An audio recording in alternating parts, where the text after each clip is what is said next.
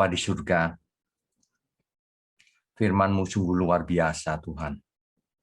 Meskipun kejadiannya ribuan tahun yang lalu, tapi hari ini masih saja ada yang baru ketika kita membacanya. Dan selalu relevan dengan kehidupan kami sebagai anak-anak-Mu. Terima kasih, kami percaya Engkau berkati program ini, sehingga banyak jiwa dipanggil, banyak orang-orang yang menjadi mengerti akan firman-Mu, dan hidupnya diubahkan. Terima kasih Tuhan, biarlah semuanya ini hanya untuk kemuliaan nama Tuhan. Pakai mulut hamba-Mu untuk menyampaikan kebenaran ini. Hanya di dalam nama Tuhan Yesus kami berdoa. Amin. Ya, Bapak Ibu sekalian, malam ini adalah sesi ke-48, nubuat Yakub bagi anak-anaknya.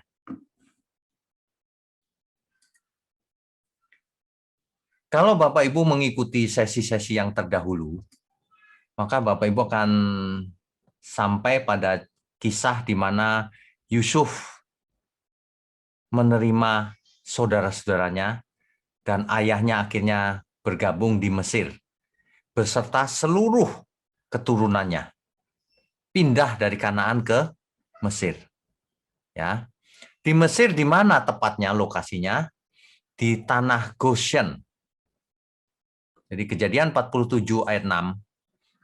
Firaun berkata, tanah Mesir ini terbuka untukmu.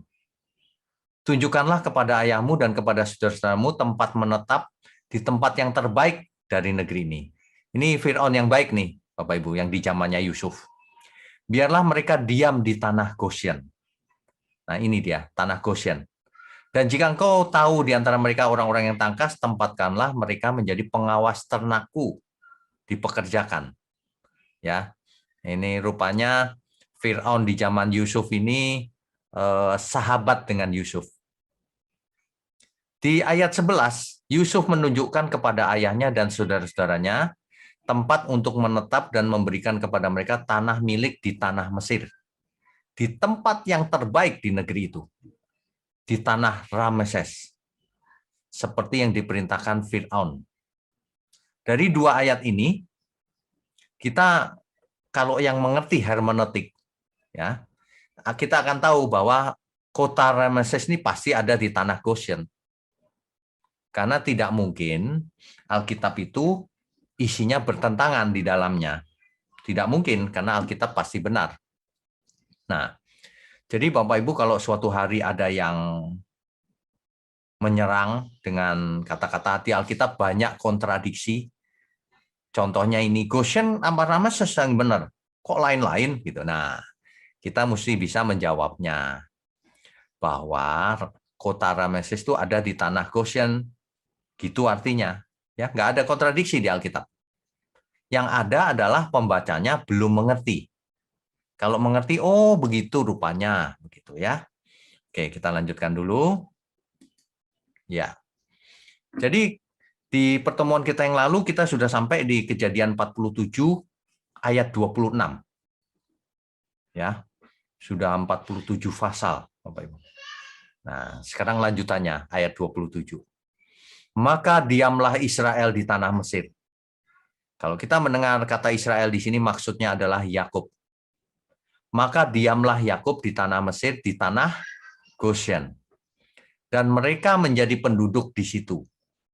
Mereka beranak cucu dan sangat bertambah banyak. Ini petanya. Bapak Ibu lihat di sebelah kanan ada Kanaan, lalu kota Hebron, kota Beersheba.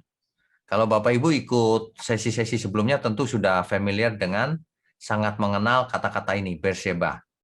Nah, dari Beersheba, Yakub dan seluruh keturunannya menuju tanah Goshen, tepatnya di kota Rameses. Disitulah Israel berketurunan dan bertambah sangat banyak. Menjadi bangsa yang besar di sana jumlahnya. Jadi bukan di Kanaan besarnya, besarnya justru di Mesir. Ya, nanti Bapak Ibu tentu ingat ada nubuatan yang berkata dari Mesir kupanggil anakku. Nah, itu nanti setelah besar di Mesir, nanti dipanggil pulang seluruh bangsa ini di Kanaan, kembali ke Kanaan. Ya, jadi pastikan Bapak Ibu ikut terus, karena nanti menjadi mengerti dengan detail Alkitab. Ya, oke, kita lanjutkan. Catatan. Di tanah Goshen inilah bangsa Israel menjadi banyak dan tinggal di sana.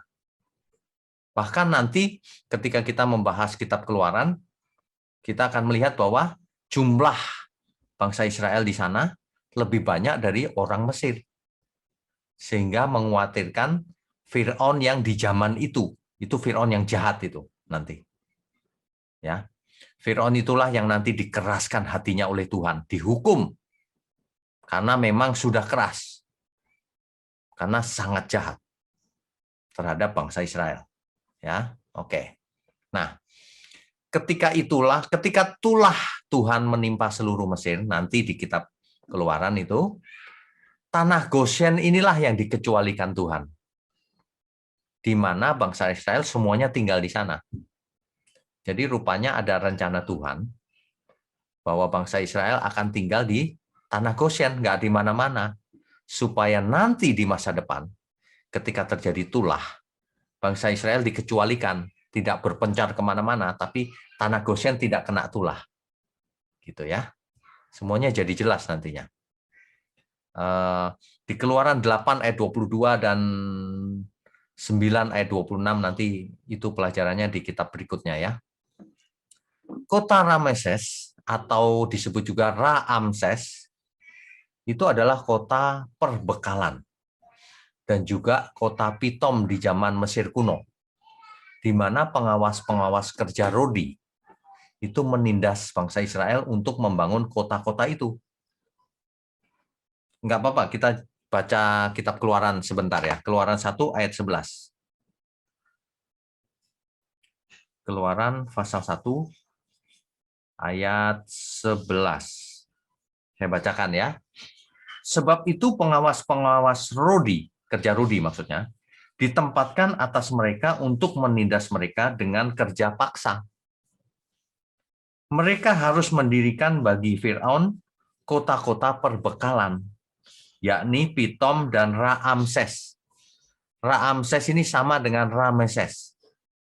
Ya. Jadi yang membangun kota perbekalan Raamses dan Pitom itu adalah Israel yang menjadi budak dikerja paksakan, kerja Rodi di Mesir. Ya. Itu setelah Fir'aun yang baik di zamannya Yusuf mati dan Yusuf pun mati. Fir'aun digantikan Fir'aun yang jahat, itu nanti ceritanya ya. Nah, ketika bangsa Israel kelak suatu hari keluar dari Mesir dalam peristiwa Exodus, mereka berangkat dari kota Rameses ini atau Raamses ini. Semua berangkat dari sana, kota perbekalan.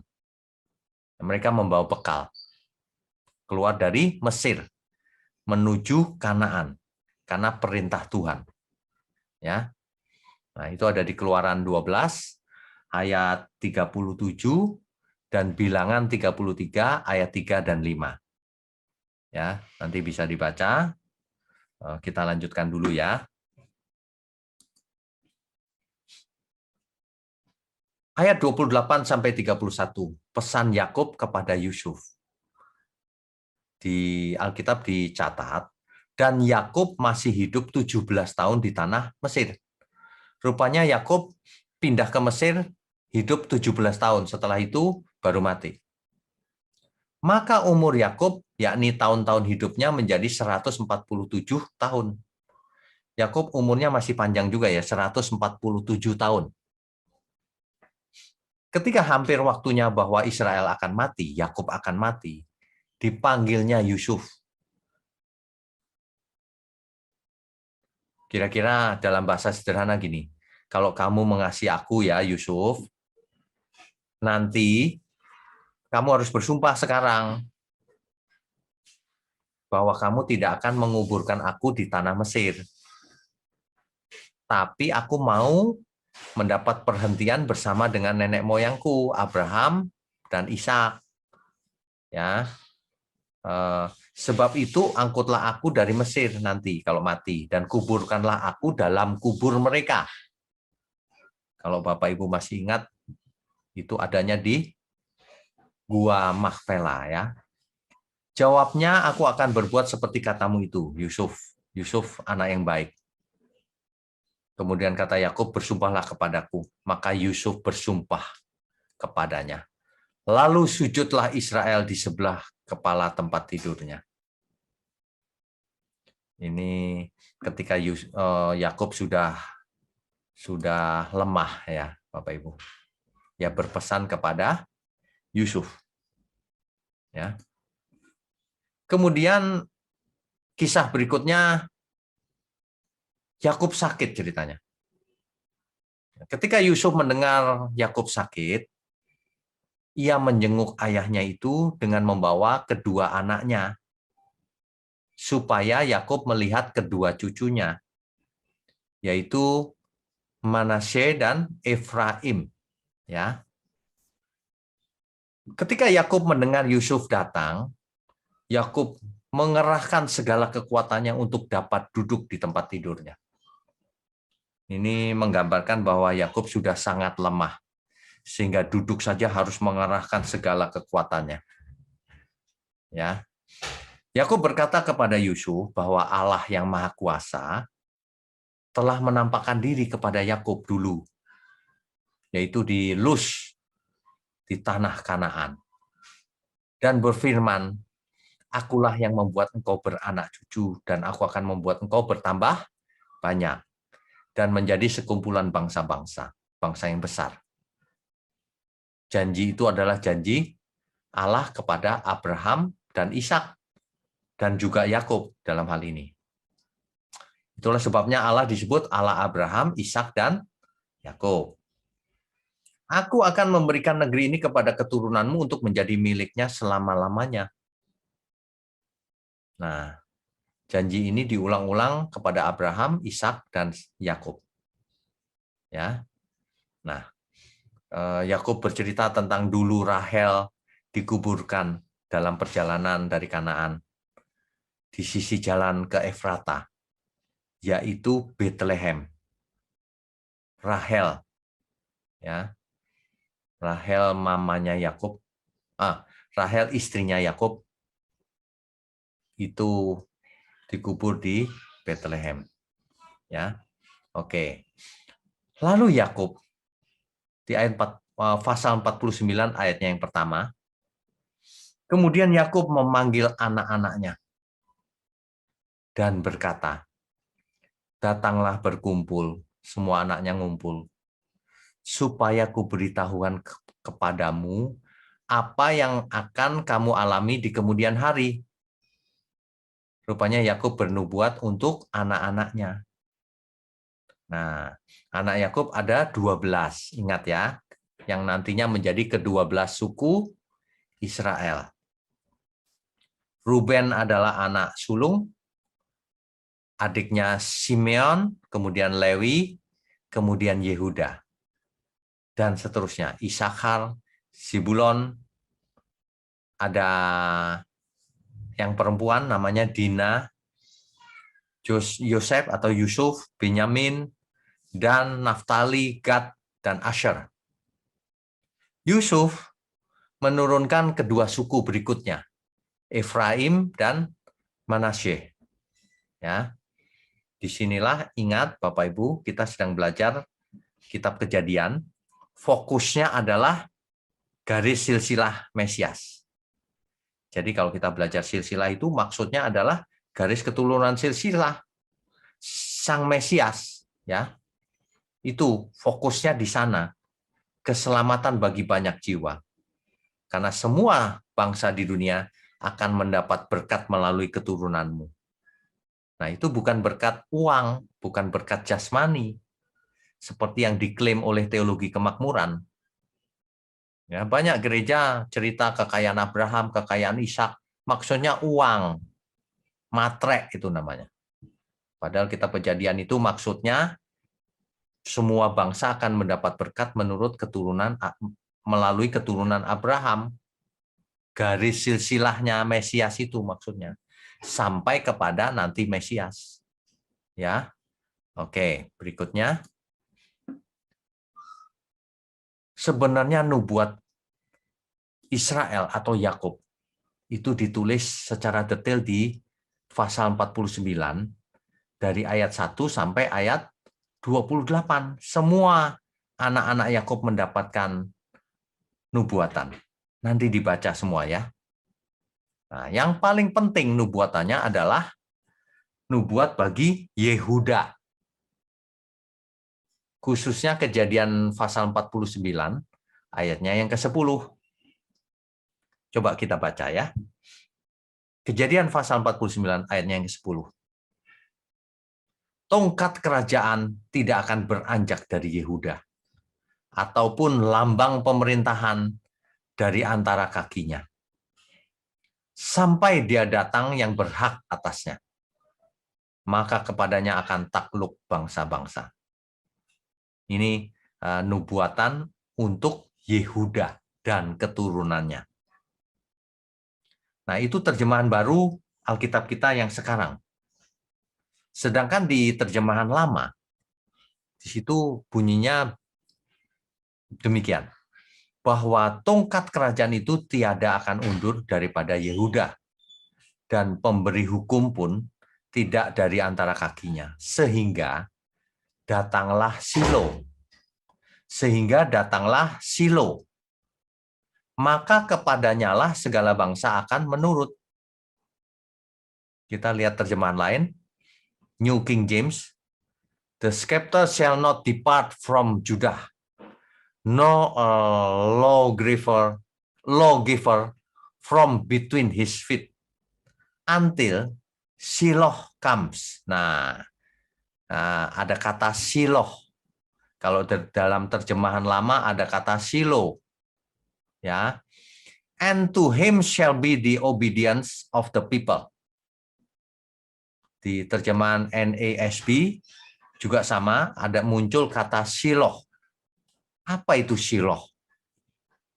Sebab di teks Ibrani itu memang ada kata Shiloh. Ya. Ini Bapak Ibu. Nah, ini adalah Shiloh bacanya. Apa itu Shiloh? Nah, ini yang kita akan pelajari. Sebab kalau kita hanya terjemahan baru saja, tidak muncul kata Shiloh di situ. Jadi kita perlu kembali ke teks asli Alkitab bahasa Ibrani, memang ada kata Shiloh. Nah, apa artinya? Ini dia. Shiloh itu adalah gelar dari Sang Mesias. Ya. Itulah Shiloh, gelar dari Mesias. Nubuat untuk suku Yehuda bahwa keturunannya akan menjadi pemimpin Israel. Hal itu akan terbukti kelak dengan lahirnya Raja Daud, dan akhirnya turun-temurun akan sampai kepada Sang Mesias, yaitu Yesus. Makanya Yesus disebut anak Daud.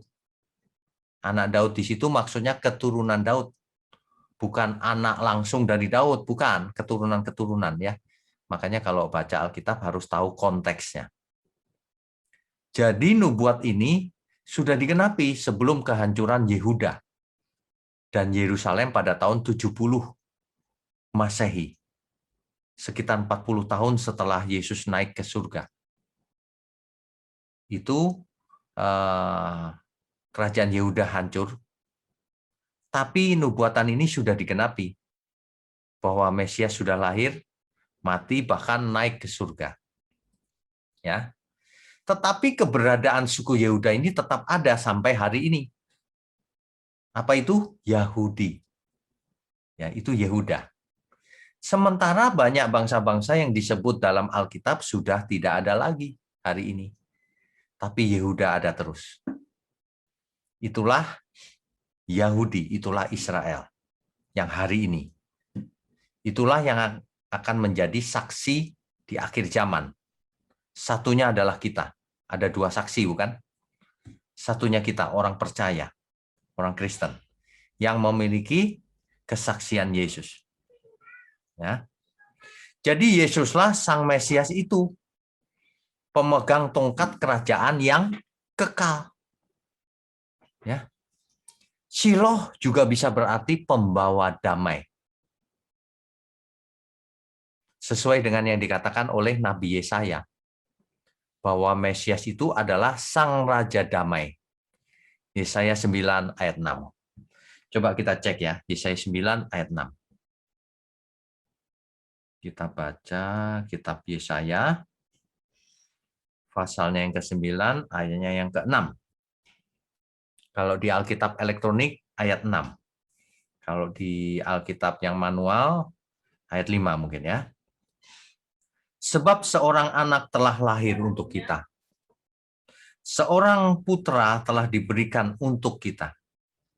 Lambang pemerintahan ada di atas bahunya, dan namanya disebutkan orang penasihat ajaib. Allah yang perkasa, Bapa yang kekal, Raja damai. Jadi Shiloh itu artinya bisa pembawa damai. Ini adalah gelar dari Sang Mesias. Rupanya nubuatan terhadap Yehuda, bahwa keturunannya nanti akan melahirkan Mesias, yaitu Yesus. Yaitu Yeshua, Sang Mesias. Yaitu Yeshua Hamashiach. Hamashiach artinya the Messiah. Al-Masih, the Messiah. Sang Juru Selamat. Yang diurapi. Itu artinya. Ya. Oke, kita lanjutkan. Catatan untuk nama Yehuda. Ya. Dari nama Yehuda, kemudian kita kenal ada nama Yudea, tanah Yudea. Itu sebenarnya adalah bentuk Latin, bahasa Latin atau Yunaninya untuk Yehuda. Ya, kan Yehuda bahasa Ibrani. Nah, bentuk Latin dan Yunaninya itu Yudea. Kadang-kadang Yudea juga diartikan mewakili area yang luas seluruh Palestina. Sebagai wilayahnya Herodes Agung. Itu Herodes Agung itu memerintah di tahun 37 sampai 34 sebelum Masehi. Sebelum Kristus lahir ya. Nah, nama Yehuda berarti pujian. Yehuda lahir di Haran. Haran tahu ya, masih ingat ya Bapak Ibu? Ketika Abraham diperintah keluar oleh Allah, oleh Tuhan, keluar dari Ur Kasdim, kota Ur, dia menuju ke utara, yaitu ke kota Haran. Dan di sanalah Abraham tinggal dalam waktu yang cukup lama. Sehingga dari Haran baru diperintahkan Tuhan lagi untuk keluar dari Haran menuju Kanaan. Nah, perhatikan setiap kisah di kitab Kejadian itu dari situ saja tuh. Nanti ketika Ishak mencari jodoh, dia ketemu Ribka menjemput di kota di Haran. Nah, nanti ketika Yakub mencari juga ke Haran. Jadi di situ-situ aja, Bapak Ibu. Makanya Bapak Ibu atau saudara sekalian mesti lihat peta supaya tahu lokasinya di mana. Karena kembali bolak-balik di situ saja. Ya. Oke. Nah, Yehuda adalah anak Yakub dari Lea. Ya. Anak Yakub yang keempat yang melaluinya nanti lahir Sang Mesias. Di kitab Ibrani di Perjanjian Baru disebut. Coba kita lihat Ibrani 7 ayat 14 ya. Ibrani pasal 7.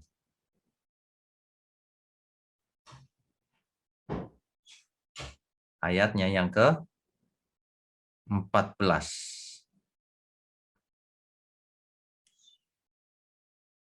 Ya, saya bacakan ya.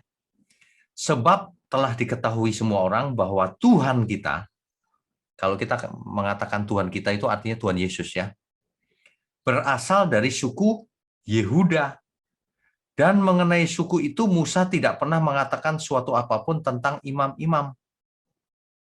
Jadi Tuhan Yesus berasal dari suku Yehuda. Itu jelas. Nah, istri dari Yehuda namanya Shua. Itu Kejadian 38 ayat 2. Di sini saya tulis ayatnya semua. Nanti Bapak Ibu bisa ulang-ulang mendengar sambil mencatat ya. Sementara ini didengar dulu, yang penting mengerti dulu. Kan rekamannya juga ada di YouTube ya. Yehuda ini punya kelemahan juga sih. Masih ingat nggak di sesi yang lalu? Ia punya skandal dengan menantunya sendiri. Ia tidur dengan menantunya, yaitu Tamar, yang menyamar sebagai pelacur. Justru melalui Tamar inilah akan lahir Peres namanya anaknya, yang kemudian meneruskan garis keturunan Mesias. Ya, kok begitu ya Pak? Kok dari skandal itu lahir Peres yang berikutnya nanti malah melahirkan Mesias? Ya memangnya kenapa kalau Tuhan mau begitu? Itulah kedaulatan Tuhan. Jadi, oke, kita lanjutkan dulu. Ya, Bapak Ibu di sebelah kiri ini, kita lihat ringkasannya ya, dari Abraham, Ishak, Yakub, Yakub kemudian Yehuda. Yehuda punya skandal dengan Tamar. Tamar adalah perempuan Kanaan. Melahirkan Peres dan Zerah. Nah, melalui Peres inilah keturunan Mesias terus berlanjut. Sebentar, warnanya saya rubah dulu ya.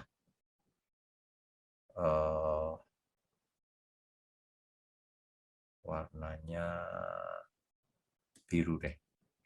Jadi melalui dari Abraham, Ishak, Yakub, Yehuda, kemudian Peres, terus Hesron, terus. Nah, nanti terus dilanjutkan ke terus lagi. Ada yang namanya Salmon, itu kawin dengan Rahab. Rahab juga perempuan yang nggak benar image-nya ya. Tapi dipakai untuk melahirkan Boas. Boas nanti menikah dengan Ruth, punya anak Obed. Ya, Ruth juga perempuan Moab, bukan Israel. Dan seterusnya. Sehingga nanti akhirnya sampai ke Raja Daud, lalu Salomo. Yang kita tahu berikutnya itu akan melahirkan Mesias. Begitu ya.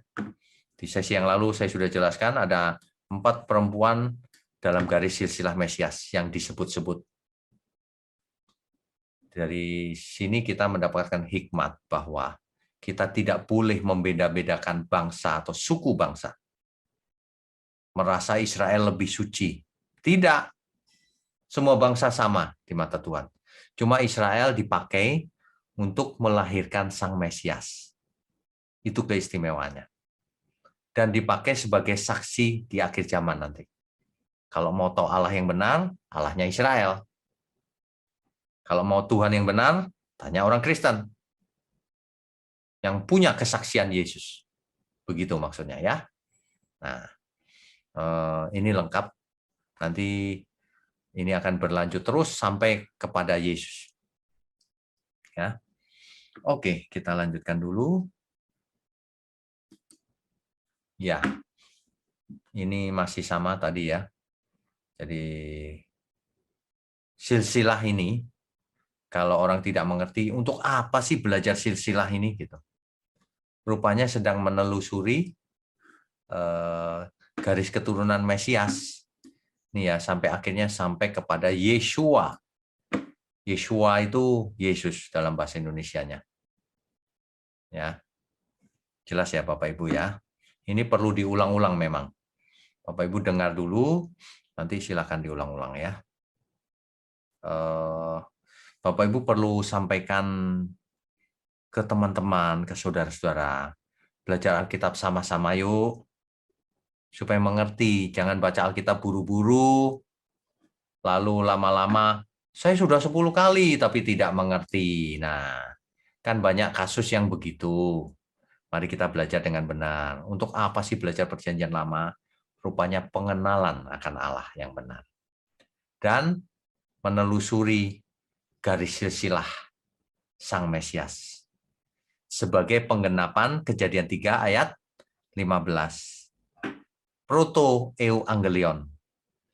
Proto Evangelium. Sudah kita bahas di sesi-sesi awal. Bahwa itulah Injil yang pertama, berita baik yang pertama. Ya, sepanjang kitab Kejadian adalah untuk menelusuri penggenapan dari nubuatan itu. Oke, kita lanjutkan dulu ya. Pertanyaan ini pernah ditanyakan sebelumnya juga. Mengapa Allah memilih Yehuda? Sudah kita bahas ya, kita ulang sedikit nggak apa-apa ya. Yang pertama Ruben sebagai anak sulung. Ia melakukan kesalahan yang fatal, tidur dengan Bilha, gundik ayahnya, sehingga tidak pantas mendapatkan hak kesulungan. Simeon dan Lewi tangannya berdarah-darah.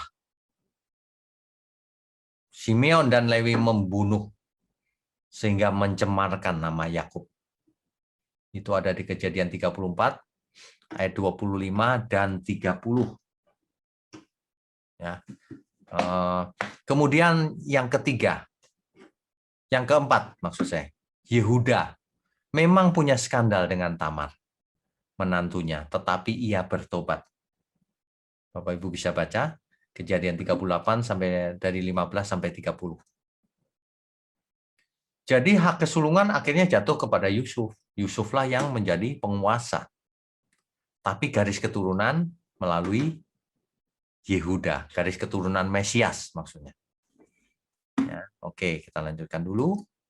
Ya, mengapa Allah memilih Yehuda? Mengapa? Ada dua hal yang kita mesti mengerti. Yang pertama, kedaulatan Allah. Allah tentu berdaulat. Siapa yang bisa mendikte Tuhan atau Allah? Ini kedaulatan Allah. Ya. Nah, selain itu apa? Ya alasan-alasan tadi. Kesalahan-kesalahan yang dibuat oleh Ruben, Simeon, dan Lewi. Kalau hak kesulungan jelas Yusuf. Akhirnya. Ya. Nah, jadi karena alasan-alasan ini, maka Allah memilih Yehuda dengan kedaulatannya. Begitu ya, Bapak Ibu. Berikutnya sebentar. Ya. Berikutnya pasal 49 dari ayat 29 sampai 33. Kemudian berpesanlah Yakub kepada mereka, apabila aku nanti dikumpulkan kepada kaum leluhurku, kuburkanlah aku di sisi nenek moyangku dalam gua yang di ladang Efron orang Het itu. Yang dimaksud gua Makpela ini, seperti sesi-sesi yang lalu ya. Nah, dalam gua yang di ladang Makpela di sebelah timur Mamre di tanah Kanaan, ladang yang telah dibeli Abraham, sesi lalu kita sudah bahas tuh. Dari Efron orang Het itu menjadi kuburan milik turun-temurun gitu ya. Disitulah dikuburkan Abraham beserta Sarah istrinya. Abraham dan istrinya yaitu Sarah dikubur di Makpela. Disitulah dikuburkan Ishak beserta Ribka juga istrinya. Nah, dan disitulah juga dikuburkan Lea. Dikuburkan oleh Yakub Lea.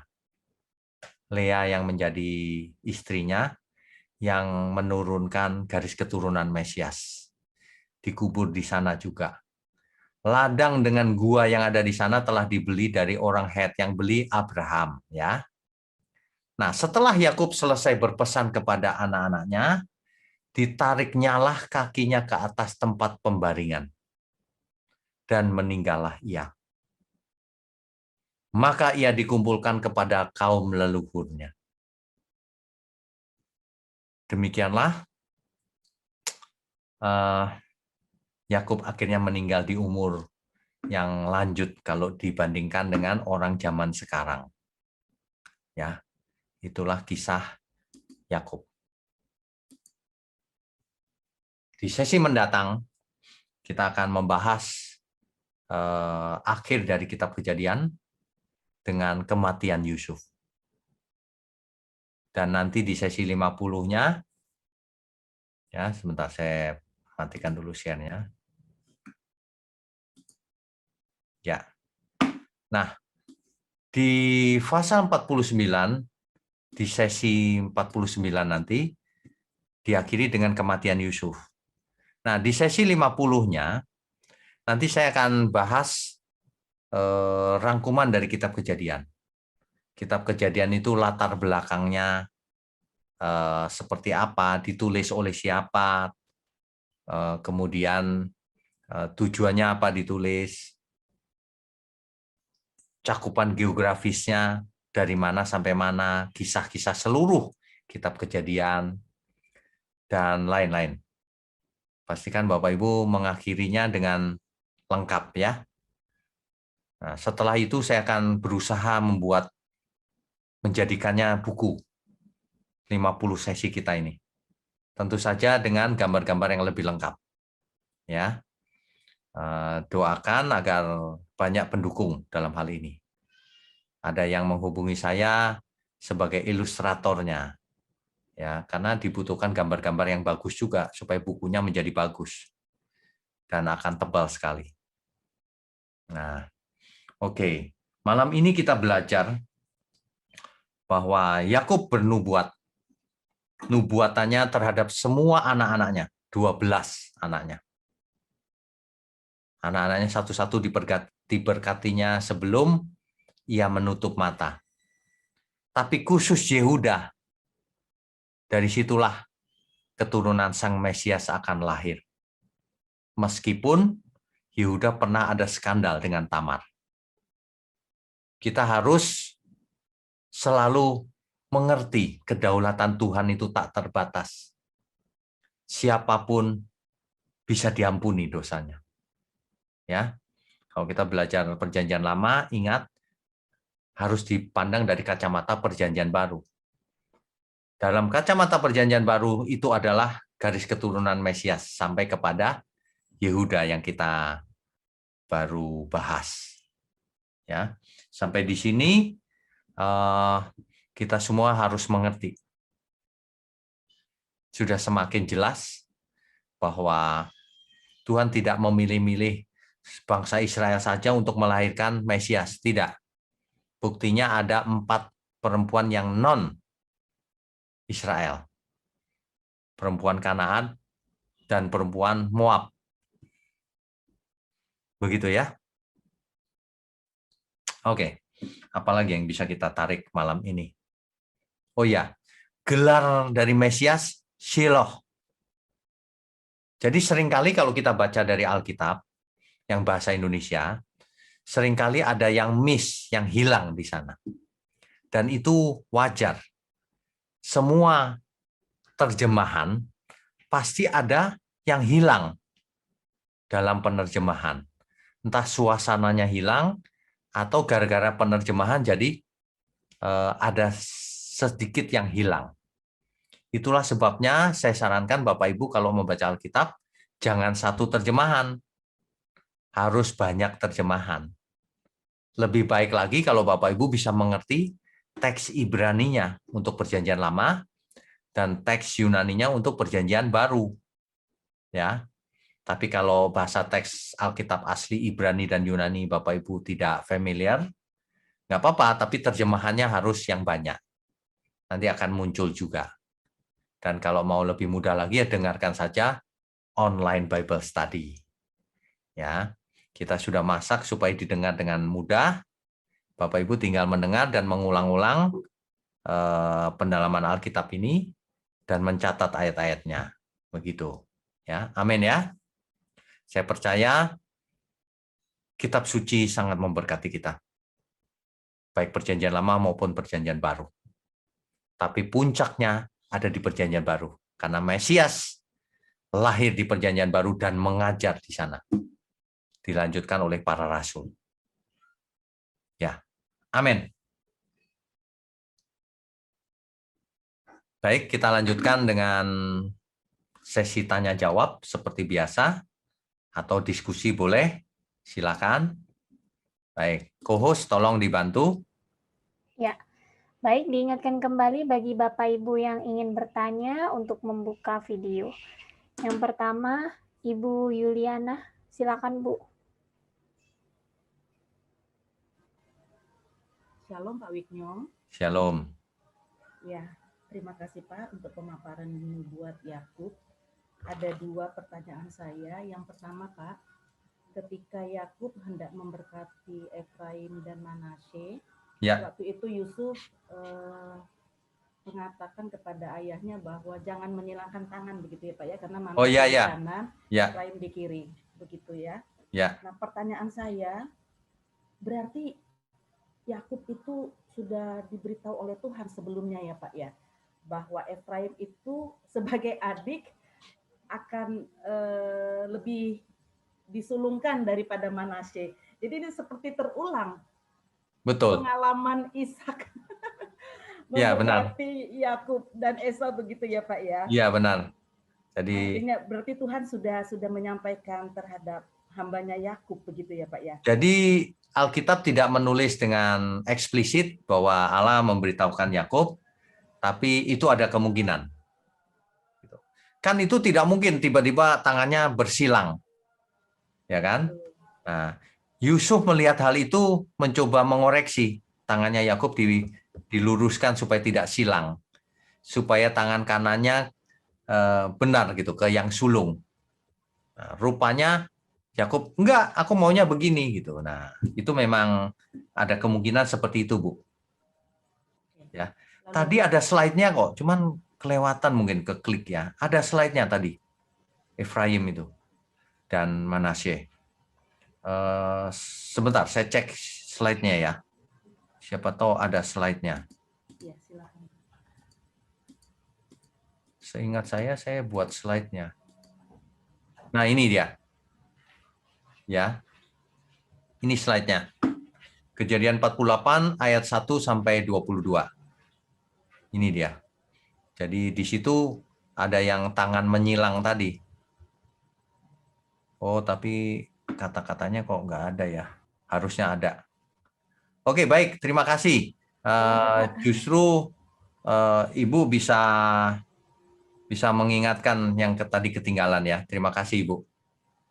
Ada satu lagi, Pak. Boleh, silakan. Nah, apakah tradisi Yakub memberkati anak-anaknya sebelum meninggal ini bisa menjadi suatu teladan yang kita contohkan ketika kita sudah di ujung maut begitu, memberkati anak-anak kita, atau kita saat ini datang ke orang tua kita yang hamba Tuhan dan yang bisa mendoakan berkat secara khusus begitu Pak. Sejauh mana teladan Yakub bernubuat bagi anak-anaknya ini bisa kita aplikasikan di akhir hidup begitu Pak kira-kira? Iya, baik. Terima kasih Pak. Jadi karena kita hidup di perjanjian baru di mana Mesias sudah lahir, mati dan bahkan bangkit dan naik ke surga, maka kita harus fokus ke perjanjian baru. Jadi ketika orang tua sudah di ujung maut, maksud saya sudah mau meninggal, itu memberkati anak-anaknya, itu seringkali tidak terjadi, Bu. Mengapa? Karena meninggalnya bisa karena COVID. Jadi anak-anaknya nggak ada di sampingnya. Meninggalnya bisa karena kecelakaan atau sebab-sebab lain gitu. Jadi itu tidak bisa selalu diimplementasikan. Yang harus dilakukan adalah kita harus mendidik anak kita sejak kecil. Nah, itu lebih berdaya guna, lebih memberkati. Jadi harus dididik sejak kecil. Saya percaya Yakub juga mendidik sejak kecil. Ya. Nah, ya syukur-syukur kalau pas kita terbaring di pembaringan terakhir, anak-anak kita ada di samping kita. Ya, kita cuma pesan aja, terus harus tekun ya di dalam Tuhan. Nanti kita ketemu lagi. Gitu aja, Bu. Sebab di perjanjian baru intinya adalah baik aku makan, minum, apapun kulakukan untuk kemuliaan Tuhan. Jadi ibadah kita tidak bukan ritual lagi, tapi seluruh hidup kita persembahkan bagi Tuhan. Itu, intinya itu sih. Luar biasa ya Pak ya, Yakub itu betul-betul dia memahami rencana Tuhan. Iya, betul. Untuk anak-anaknya, dan dia bernubuat dengan luar biasa begitu Iya, Pak, betul. ya. Terima kasih banyak Pak Widnyo. Oke, Tuhan berkati. Ya, silakan. Baik, selanjutnya Bapak Sukiyato. Silakan Pak.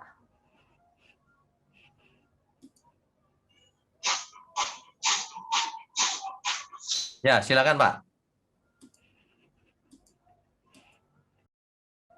Bisa di-unmute Bapak Suki. Udah ya? Ya. Sudah, silakan. Ya, salam Pak Widnyo. Shalom. Ya, ini ada yang saya mau tanyakan mengenai nubuat itu sebenarnya inspirasi dari siapa? Oke, baik. Keinginan manusia yang disetujui Allah, atau Allah memiliki keinginan yang melalui manusia? Ya, kalau yang nubuat itu tidak pernah lahir dari pikiran manusia, Pak. Nubuat itu selalu lahir dari pikiran Allah. Itu yang benar. Makanya nubuat harusnya tidak bisa meleset. Jadi kalau hari ini ada praktek nubuat, hamba Tuhan sembarangan bernubuat, nanti kamu dapat jodoh tahun depan, ternyata enggak. Nah, itu bukan nubuat tuh, Pak. Itu N-nya mesti diganti L, lu buat-buat. Itu ya. Nah, tapi bagaimana Allah itu bisa memberikan inspirasinya itu ke manusia itu ya? Oke, bisa Sehingga banyak dia cara. Bisa banyak bernubuat cara, Pak. melalui orang itu. Bisa banyak cara. Di sesi-sesi yang lalu kita sudah bahas bagaimana Allah berfirman melalui mimpi. Melalui mimpi bisa, melalui bertemu langsung bisa. Itu yang kita catat di sesi-sesi yang lalu. Nah, sesi ke depan bisa cara Kalau lain. seandainya nggak bermimpi, Bagaimana? Sorry. kalau seandainya nggak bermimpi itu nggak mungkin ya. Pasti ada suara yang masuk ke manusia dulu, baru manusia bisa menyampaikan. Kan Yakub ditemui Tuhan secara langsung juga. Jadi bisa langsung, bisa lewat mimpi, gitu. Sarananya begitu. Ya, artinya, bisa ada suara saja, bisa. Nah, nanti di perjanjian baru itu aktif dari Allah ya. Ya, betul. Betul. Nah, nanti di perjanjian baru, Pak, suara Tuhan itu bisa diwakili banyak hal. Firman-Nya, kejadian sehari-hari. Kalau kita peka, kita tahu, oh Tuhan menitipkan sesuatu. Karena Roh Kudus ada dalam diri kita, maka kita kalau kita benar, peka, maka Roh Kudus kita bisa menangkap maksudnya Roh Kudus. Ya. Ya. Ya, ada lagi nih, Pak. Boleh, satu lagi kalau gitu. Ini berkaitan dengan bangsa Israel. Ya. Yang ke-12 suku itu ada di Mesir. Ya. Kan di situ ada bencana. Ya. Tapi Allah mengecualikan daerah Gosen itu. Ya, betul. Tentu di sini kan kedaulatan Allah yang melakukan daerah sini tidak terjadi bencana, sini jadi bencana. Betul. Berarti Allah yang melakukan ya, Pak ya? Betul. Nah, kalau saya tarik ke belakang ke pembahasan sebelumnya mengenai kesuksesan Yusuf, Pak. Ya. Yusuf itu kan menjadi orang nomor 1 di Mesir karena berkat campur tangan Allah. Nomor 2, Pak. Nomor 2, anggap nomor 2. Nah, perjalanan menuju kesuksesan itu kan ada andil kejahatan dari saudara-saudaranya, Pak. Betul. Nah, di sini apakah Tuhan itu menggunakan perbuatan jahat itu sehingga membuat si Yusuf sukses, atau memang Allah sudah men-setting sebelumnya bahwa Yusuf akan sukses seperti jadi nomor 2 di Mesir itu? Ya, kalau yang saya pahami ya, Pak. Kalau yang saya pahami, Allah tidak pernah men-setting seseorang menjadi jahat. Jadi kakak-kakak Yusuf itu tidak mungkin jahatnya karena disetting oleh Allah. Memang dia jahat dalam hal itu. Nah, tapi Allah bisa menggunakan apapun kejadiannya menjadi baik akhirnya. itu pun Yusuf harus meresponi kesempatan itu. Kalau Yusuf marah, nggak jadi, Pak. Nah, jadi atau rupanya, kesuksesannya, ya silakan. atau kesuksesan si Yusuf ini karena memang si Yusuf punya karakter yang baik gitu, Pak. Betul. Karakter yang bagus dengan Allah, sehingga karena dia selalu bersikap itu walaupun dalam penderitaan atau bagaimanapun, akhirnya bisa sukses. Betul. Jadi Yusuf kerja kesuksesannya keras juga, bisa dipercaya, itu ya, integritasnya tinggi, Pak. Kemampuannya hebat. ya, betul, Mengapa betul. bisa gitu? Nggak otomatis dong. Dia belajar dari kecil, firman Tuhan dan sebagainya dari ayahnya, sehingga karakternya jadi bagus. Ya. Nah, kesuksesan si Yusuf ini kan hanya masalah duniawi, Pak ya, masalah jabatan tinggi gitu ya. Betul. Apakah bisa dilakukan juga oleh orang di luar yang percaya Tuhan, Pak? Oh ya bisa, Pak. Zaman sekarang yang kaya raya bukan orang percaya. Nah, itu perbedaannya apa, Pak? Kalau seandainya Bedanya ya, Pak, keselamatan yang sesungguhnya itu bukan kekayaan duniawi. Keselamatan yang sebenarnya itu, kalau kita sampai ke perjanjian baru, maka kita tahu keselamatan itu keselamatan jiwa. Sudah tujuannya bukan negeri yang penuh madu dan susunya, bukan Kanaan tujuannya kita itu. Itu kan Kanaan di bumi. Makanya di perjanjian baru ada istilah Kanaan surgawi. Jadi kita itu tujuannya Kanaan surgawi. Di bumi bisa dianiaya dan sebagainya, bisa. Tapi Kanaan surgawi sampai. Gitu. Akhirnya keselamatan itu. Jadi bukan kesuksesan di bumi. Gitu. Ya. Oke. Saya rasa cukup dulu ya. Tuhan berkati, Pak. Biar yang lain lagi. Terima kasih, Pak.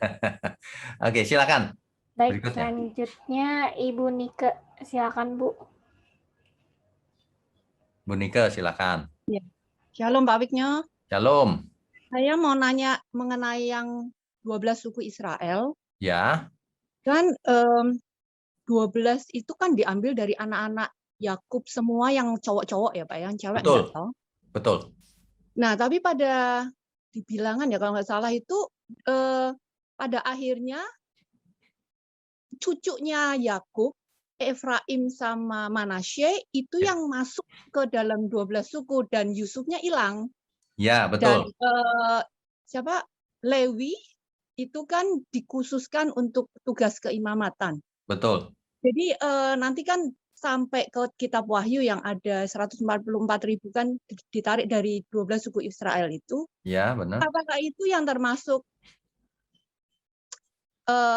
versi yang bersama cucu-cucunya atau 12 suku yang asli dari anaknya Yakub? Dan landasan apa ya, Pak? Landasan apa yang Tuhan kok milihnya dua cucunya itu dari Yusuf? Kenapa? Apa spesialnya gitu? Kan sedangkan cucunya Yakub kan banyak ya. Ya. Nggak cuma dari Yusuf gitu. Ya, jadi betul. landasan kedaulatan apa yang Tuhan ambil di situ? Oke. Saya begini. 12 suku Israel itu artinya jelas anak-anak Yakub, ada 12. Tapi dengan berjalannya waktu, rupanya yang disebut Yusuf digantikan oleh anak-anaknya, Efraim dan Manasye. Jadi, tapi tetap disebut ke-12 suku Israel gitu. Sebutannya tetap, tapi kita tahu ternyata Yusuf akhirnya menjadi 2, Manasye dan Efraim gitu. Nah, nggak ada masalah, itu hanya sebutan ya. Tapi kita tahu asalnya Yusuf gitu ya. Nah, yang di kitab Wahyu 144 orang kudus itu harus ditafsirkan menurut perjanjian baru, nggak boleh perjanjian lama. Karena konteksnya sudah langit baru bumi baru gitu. Yang disebut Israel bukan keturunan Abraham secara fisik. Yang disebut Israel adalah yang melakukan kehendak Bapa. Nanti Yesus yang ngajar gitu, Bu. Itu Tuhan Yesus nanti yang ngajar. Kan orang Yahudi Abraham ngeyel sama dia kan. Siapa anak Abraham gitu kan. Lalu nanti Tuhan Yesus yang ngajar. Anak Abraham adalah yang melakukan. Bukan yang secara genetik. gitu. Yang disebut Israel rohani itu ya, Pak? Ya, gitu ya. Anak Abraham kalau di Alkitab itu.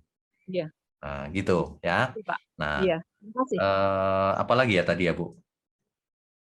Cukup ya itu ya. Ya, udah. Oke. Jadi Lewi 12 suku itu Lewi masih termasuk biarpun jumlahnya 13 ya, Pak ya. Ya, Jadi 12 termasuk. itu pakai Termasuk. sebutan aja. Ya, Oke. termasuk. Ya. Iya. Oke. Makasih, Pak. Ya, God bless. berkati. Ya, baik, selanjutnya kepada Ibu Tami, silakan Bu. Bu Tami, bukan Bu Tami nih, pasti Bapak ini. Iya. Nama HP-nya saja. Ya, silakan, silakan. Terima kasih Pak Widna. Salam. Ya. Ini saya mau tanya, ini kan garis keturunan Mesias atau silsilah Tuhan Yesus menurut adat Yahudi ya, dari pihak Yusuf. Itu Dari Yehuda, Pak. Yehuda. Allah yang secara supranatural, waktu itu kan kondisi Maria kan sedang mengandung, belum melakukan hubungan kan dengan Ya. Yusuf itu. Benar. Apakah dengan secara supranatural Allah menaruh selnya ke sel Yusuf ke Maria ya gitu, sehingga ini kan kalau logikanya kan harus ada sel pria dan telurnya dari wanita gitu ketemu di rahim gitu. Oke, baik. Pertanyaannya itu ya, Pak ya. Terus Ya. yang kedua, Satu-satu dulu, Pak. Nanti saya lupa. kriteria kita biar bisa punya ini bisa memiliki penglihatan seperti Yusuf dan Yakub, walaupun nggak perlu banget gitu. Oke. Ada nggak sih kriteria khusus? Ya, oke, baik. Terima kasih itu aja, Pak. Yang pertama tadi apa ya? Saya jadi lupa nih. Yang pertama ini garis keturunan Mesias atau silsilah Tuhan Yesus dari ayahnya Yusuf itu kan secara adat Yahudi dari ayah Tuhan Yesus yaitu Yusuf. Apakah Allah secara supranatural mengambil sel dari Yusuf gitu? Oh ya, oke. Baru Ngerti. ke rahimnya Mengerti. Maria, sehingga Mengerti. Tuhan Yesus. Ya, mengerti. Gini, Pak. Sebenarnya untuk menjadi manusia itu tidak Apa diperlukan. ada hal yang lainnya gitu sehingga bisa ada secara logika kan harus ada sel laki dan telur wanita gitu sehingga ada bayi gitu. Ya, mengerti. Jadi begini, Pak. Jadi begini. Sebenarnya supaya jadi manusia tidak diperlukan pertemuan sperma dan ovum, tidak diperlukan. Buktinya apa? Adam tidak hasil pertemuan kan? Hawa juga bukan. Tidak. Artinya kita mencatat bahwa Roh Kudus menaungi rahim Maria. Jadi tidak diperlukan sel dari Yusuf, enggak. Tidak perlu apa-apa. Bisa jadi di rahim Maria karena Roh Kudus yang membuatnya demikian. Ya, kalau itu disebut supranatural ya boleh saja, enggak apa-apa. Sama saja dengan penciptaan alam semesta ini supranatural enggak? Supranatural. Luar biasa. Jadi sebenarnya begini, kalau alam semesta ini dari tidak ada menjadi ada, Adam dari tidak ada menjadi ada. Lah kalau cuma rahim Maria diberi bayi ya itu mudah. Cuma ini masalahnya adalah Roh Tuhan Yesus turun dari surga. Jadi yang bisa melakukannya hanya Roh Kudus, tidak bisa yang lain. Jadi begitu, Pak. Ya. Oke, yang kedua apa, Pak, tadi? Yang kedua, apa kriteria kita sih biar bisa jadi seperti Yusuf atau Yakub punya Oke, mengerti. yang bisa punya penglihatan. Mengerti, Pak. Jadi begini, kalau kita belajar firman, lalu kita hidup di dalamnya, hidup benar, dan kita bergaul erat dengan Tuhan, maka kepekaan kita akan naik. Peka. Ada kejadian apa, kita tahu ada pesan Tuhan. Tidur pun bisa diberi pesan Tuhan, mimpi dan sebagainya. Saya sering sekali kalau sedang memikirkan sesuatu gitu, bisa diberi mimpi, Pak. Pesan Tuhan bisa lewat mimpi juga, bisa. Bisa lewat kejadian-kejadian gitu, bisa. Jadi kuncinya bukan pada Tuhan. Tuhan selalu mau berkomunikasi. Kuncinya pada kita, apakah kita peka kehendak Tuhan. Makanya belajar Alkitab itu nomor 1, penting. supaya kita punya pengertian yang benar. Tapi tidak cukup jadi pengetahuan, harus dilakukan. Supaya kita memiliki kepekaan yang hidup benar gitu.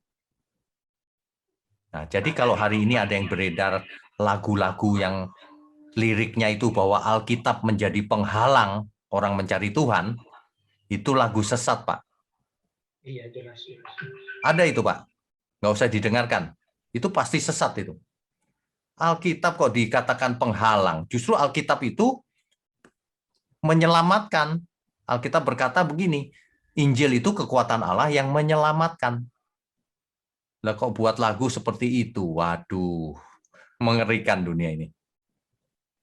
Begitu ya, Pak? Baik, Pak Wigno. Oke. Terima kasih banyak, Pak. Ya, Tuhan berkati. Berkati. Ya, next. Selanjutnya Bapak Erik Klim, silakan Pak. Pak Erik. Bisa di-unmute Pak Erik? Ya. Ya, Ya, sudah. Silakan Pak Erik. halo Pak Wigno, udah lama nggak? Ya, sudah lama nggak ketemu ya.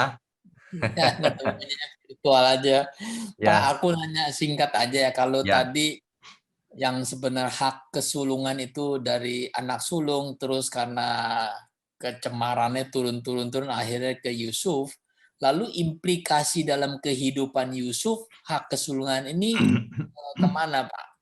Karena Oke. kan garis keturunan Mesias tidak di dalam hak kesulungan itu. Ya. Jadi di dalam kehidupan itu implikasinya apa? Ya. Jadi dalam konteks ini, hak kesulungan di Perjanjian Lama itu, Pak, itu konteksnya cuma ada dua, Pak. Yang pertama soal tanah.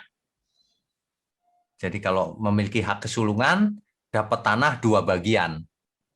Double dapatnya dibanding saudara-saudaranya. Yang kedua, soal kekuasaan. Kalau seorang ayahnya raja, dia menggantikan ayahnya. Nah, dalam hal ini Yusuf yang dapat kekuasaan, berkat kekuasaan di bumi. Nah, itu hak kesulungan. Sedangkan keselamatan lain lagi. Oke. Yang dikatakan oleh Alkitab, olehmu seluruh bangsa akan mendapatkan berkat. Nah, itu berkat keselamatan. Bukan berkat susu dan madu, itu bukan. Makanya sekarang banyak teologi yang salah. Klaim janjinya, kekayaan Abraham. Nggak ngerti mereka. Nggak penting banget itu, mah. Oke, jadi pada saat Yakub meninggal, warisannya Yusuf dapat 2 kali lipat ya. Ya, Kemudian betul. kekuasaannya pada saat masanya Yusuf dia berkuasa atau turunin lagi ke Manasye sama Efraim. Nanti kita akan melihat di kitab Keluaran, begitu Yusuf mati, seluruh bangsa Israel ditindas di Mesir, Pak. Oh, jadi berakhir di sana kali. Berakhir di sana, tapi nanti muncul lagi kerajaan-kerajaan. Tapi yang lebih hebat lagi adalah garis keturunan Mesias, Pak. Nah, makanya kita mesti fokusnya ke sana. Itu inti. Inti dari semua kitab suci ini itu. Gitu, ya. Oke. Makasih, Pak. Tuhan berkati. Next. Selanjutnya Bapak Bayu, silakan Pak. Baik, Pak Bayu, silakan. Shalom, Pak. Shalom. Ada pertanyaan yang sedikit menggelitik saya dari lama sih. Sebenarnya ada 2 pertanyaan sih. Ya, silakan. Yang pertama, kebetulan tadi udah dibahas yang di kejadian pasal 49 ayat 10. Tadi kan ada Pak Wigno jelasin perbedaan antara terjemahan lama dan terjemahan baru ya, Pak ya? Ya. Nah, yang jadi pertanyaan saya ini kan dari terjemahan lama ke terjemahan baru ini kan mengalami revisi. Ya. Terus saya dengar juga baru-baru kemarin ini dari rekan juga sih, entah benar atau enggak, akan dirilis kembali Alkitab yang baru katanya. Ya. Nah, pertanyaan saya, Pak, kalau ada revisi berarti kan ada pembaruan mengenai isi ataupun makna dari kata yang asli gitu ya, dari teks yang asli. Nah, kalau terjadi perubahan kan berarti kan paradigma kita ke depan itu akan menjadi semakin ini benar yang mana gitu, akan semakin bingung. Terus apakah dikhawatirkan apakah nanti yang akan dirilis ini akan menjadi sumber kebenaran yang baru atau justru malah menjadi pergumulan kita, menyesatkan kita gitu Pak, yang saya khawatirkan. Mengerti. Itu yang pertama. Ya. Yang kedua, Perjanjian Lama dan Perjanjian Baru, Pak. Perjanjian Lama ini sifatnya kan nubuatan isinya. Kemudian Perjanjian Baru ini kan pengenapan. Ya. Kalau dari Perjanjian Lama ini ada nubuatan, kemudian realisasi dari Perjanjian Lama ini adalah pengenapan, berarti ada benang merah. Betul. Kalau nubuatan ini, tadi yang Pak Wiknyo katakan itu adalah hampir bisa dibilang 100% pasti terjadi ya? Nubuatan. Ada nubuatan yang bisa berubah, Pak. Nah, kalau yang saya jadi pertanyaan itu, perbedaannya nubuatan dengan ramalan, Pak. Oh, Kalau oke, ngerti. kan artinya kan bisa dibilang nubuatan apabila sudah terrealisasi gitu ya, sudah terjadi, sudah tergenapi. Ya. Kalau misalnya ada ucapan dari para tokoh nabi ataupun mungkin beberapa aktor di Alkitab itu sendiri ataupun mungkin di luar Alkitab ya, ada seseorang yang mungkin berbicara sesuatu yang belum tergenapi gitu. Apakah itu bisa disebut sebagai nubuatan? Oke, mengerti. Yang terakhir, Pak. Boleh. Di Perjanjian Baru saya banyak baca Tuhan itu bernubuat gitu ya, mengenai akhir zaman ya. Oke. Nah, ini apakah bisa disebut sebagai nubuatan atau sebagai firman? Demikian, Pak, pertanyaan. Terima kasih. Oke, baik. Yang pertama adalah terjemahan. Kita harus mengerti dalam usaha menerjemahkan itu bisa perlu direvisi. Kenapa? Bukan karena artinya salah, bukan. Karena misalnya ada ejaan yang disempurnakan. Nah, misalnya ada kosakata yang ada yang baru lebih tepat, bisa. Jadi kalau kita baca terjemahan apapun, kalau kita tarik konteksnya akan selalu benar. Tapi kata-kata atau kalimat yang dipakai berbeda-beda. Contohnya gini, kalau kita pakai terjemahan bahasa Inggris, itu juga banyak variasinya. Tapi kalau kita perhatikan, semua artinya sama. Nah, jadi nggak mungkin terjemahan salah. Yang ada adalah menerjemahkan itu bisa ada suasana yang kurang lengkap. Makanya harus kembali ke teks asli Alkitab. Kalau teks aslinya kan nggak pernah direvisi, siapa berani merevisi? Nah, jadi terjemahan bisa macam-macam, bahasa apapun boleh. Nah, contohnya lagi, LAI itu sulit loh nerjemahin. Bukan karena tidak ahli, bukan, karena harus memilih kata yang bisa diterima oleh seluruh kalangan. Nah, itu masalah. Contohnya gini, kebangkitan. Kebangkitan itu kalau diterjemahkan ke dalam bahasa Mandarin misalnya, diterjemahkan hidup lagi gitu. Nanti orang Chinese mikirnya gini, oh reinkarnasi hidup lagi gitu. Nah kan jadi salah. Jadi terjemahan itu bahaya. Nah makanya mesti dipilih kata-kata yang tepat gitu. Tapi jangan khawatir, nggak ada yang salah. Cuma perlu penjelasan. Kalau di Alkitab yang versi studi, Alkitab buat studi, itu di bawahnya ada catatan-catatan kecil gitu. Nah, untuk menjelaskan. Nah, untuk itulah online Bible study ini diadakan juga supaya lebih jelas. Ya. Jadi nggak apa-apa, baca aja berbagai terjemahan, nanti nggak ada yang salah kok. Gitu, ya. Jadi revisi juga Perjanjian Lama, Perjanjian Baru, nggak ada yang salah juga. Oke. Kalau kita tarik benang merahnya, maka benang merahnya itu nggak berubah dengan berubahnya terjemahan. Tetap. Intinya itu akan tetap sama. Ya. Nah, apa bedanya nubuatan dan ramalan? Sebenarnya yang namanya nubuatan itu kan ramalan. Sesuatu yang belum terjadi disampaikan, kan gitu kan? Cuma kalau kita pakai kata nubuatan atau profesi, itu bagi orang percaya itu nubuatan yang asalnya dari Tuhan. Nah, kata-kata profesi juga bisa dipakai untuk orang non percaya gitu. Tapi kalau bagi orang percaya, profesi itu dari Tuhan. Mengapa? Karena kalau zaman Perjanjian Lama, seorang nabi bernubuat tidak terjadi, dibunuh Pak, dihukum mati. Itu artinya nabi palsu. Nah, kok zaman sekarang banyak sekali tukang ramal. Dalam setiap suku bangsa selalu ada tuh tukang ramal. Yang paranormal lah, yang dukun lah, yang apa. Nggak terjadi pun orang tetap mau dengerin. Wah, aneh banget. Nggak terjadi loh padahal. Didengerin. Bahkan pendeta sering bernubuat, Pak. Pernah ada itu pendeta yang sekarang masih banyak ya pendengarnya. Saya juga heran. Tuhan Yesus akan datang, saudara. Tahun berapa, bulan apa. Waktu itu belum terjadi. Saya bilang, bohong ini. Benar nggak terjadi. Direvisi nubuatan. Nubuatan nggak ada revisi. Direvisi sama dia. Oh, sebulan lagi ternyata. Setelah sebulan lagi nggak terjadi, alasan dia. Oh, saya bertemu dengan Bapak di surga. Minta penundaan. Bohongnya kebangetan. Namanya penerbangan apa ditunda-tunda. Itu banyak yang bohong begitu, Pak. Tapi intinya gitu, nubuatan itu bukan hasil pikiran manusia dari Tuhan. Artinya pasti terjadi, kecuali kondisi yang disyaratkan itu berubah. Gitu. Ya, oke. Kalau ramalan ya jelas lah, itu prediksi.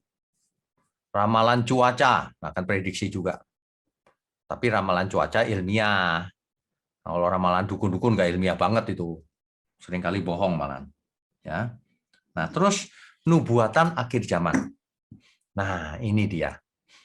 Kalau Alkitab berkata nubuatan-nubuatan yang telah lalu kemudian digenapi, tapi ada nubuatan yang belum terjadi karena di masa depan pasti digenapi. Kita buktikan saja nanti. Misalnya, yang puncaknya nanti adalah kedatangan Tuhan yang kedua kali. Itu pasti terjadi. Itu.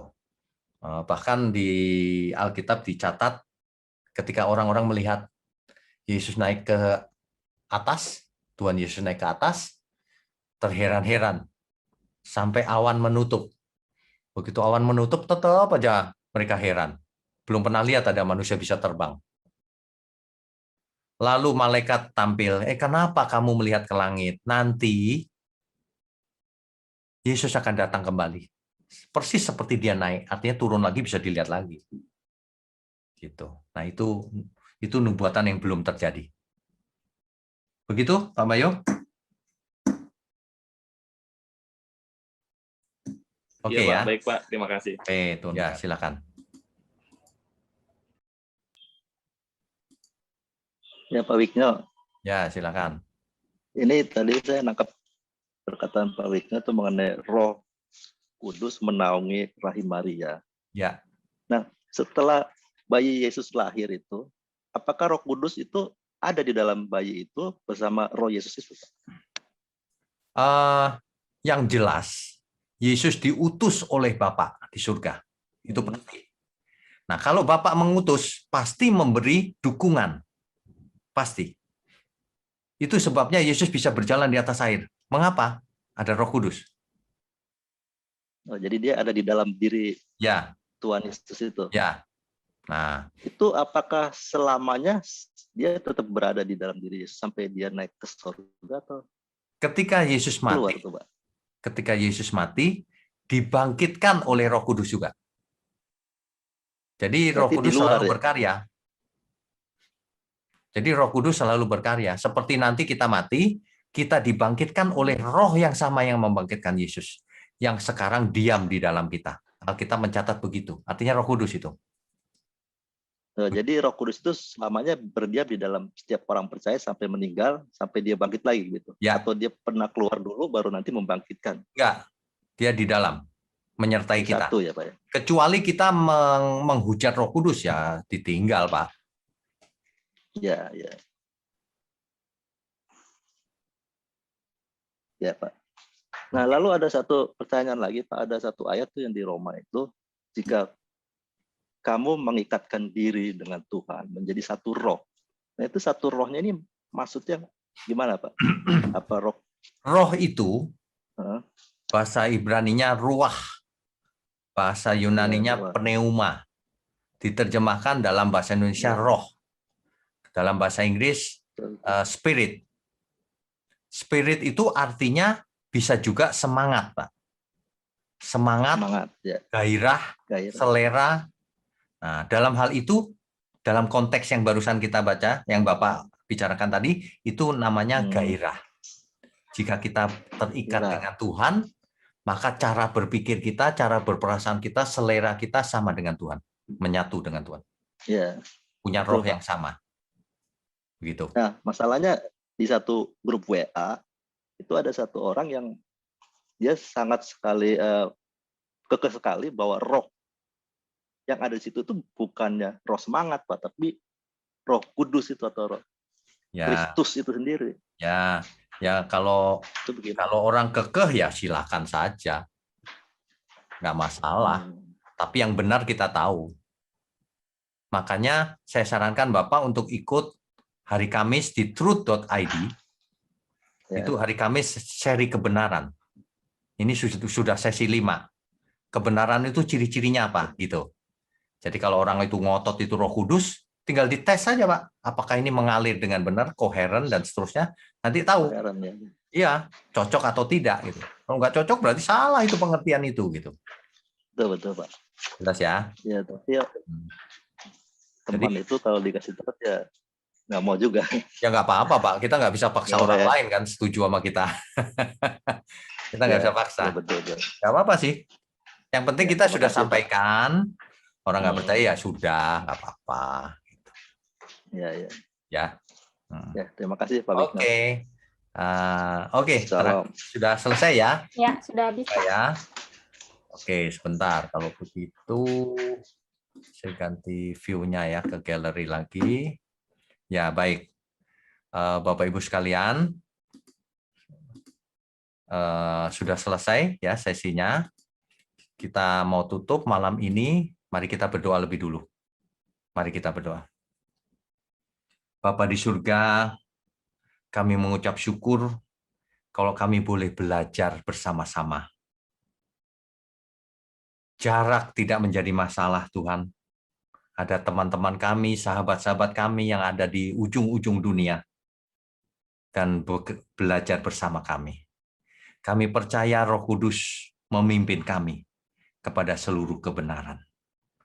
Terima kasih Bapa, ampuni segala ketidaktepatan kami, dan kami percaya Tuhan berkenan atas kami. Berkati program ini, berkati orang-orang yang mendukung program ini, baik dengan kesehatan maupun umur panjang. Baik bagi semua yang mendengar juga, Tuhan berkati. Terima kasih Tuhan, hanya di dalam nama Tuhan Yesus, kami berdoa dan mengucap syukur. Mari Bapak Ibu sekalian, kita katakan amin. Saudara sekalian, bicara soal kebenaran, setiap orang merasa benar. Makanya semua kecap di nomor 1 kan. Ada orang yang mengatakan saya paling benar, ini paling benar, itu paling benar. Mana sebenarnya yang paling benar? Oleh sebab itu, hadiri seminar 7 natur kebenaran dan aplikasinya.